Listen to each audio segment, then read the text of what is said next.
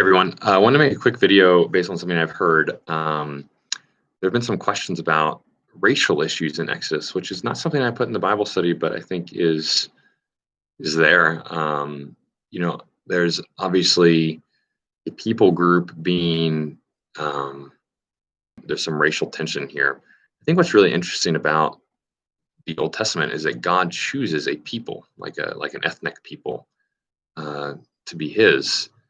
And it can seem sometimes like God is for this ethnic group and not for others. But I don't think that's true. God is God is always calling the Israelites to welcome the foreigner, welcome the exile, and His basis for that is He says, because remember, you were foreigners and exiles in Egypt.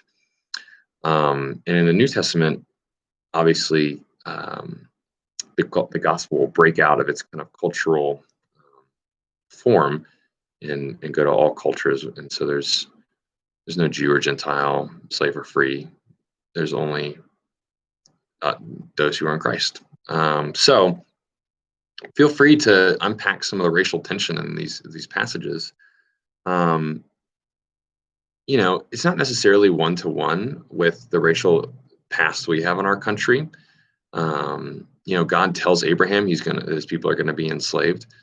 And I wouldn't say that's what happened in our country at all. However, on the surface, there's still this tension of the Egyptians oppressing the Hebrews.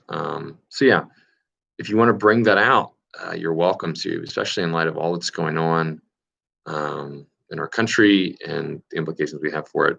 Also recognize, though, that Moses' people reject him, and that's the central kind of theme of what's going on here. How Moses interacts with his people, especially in the first kind of 3 chapters. You'll see in chapter 2, it's Moses' people that kind of reject him, and Moses even seems to kind of like act out against the Egyptians. So anyway, feel free to unpack it. I'm not going to edit my stuff to add questions because I don't really know what question to ask, but if you guys want to reflect on that, go for it. That's all I have to say. If you want to talk about that a little bit more, I'm happy to do that. Okay, bye.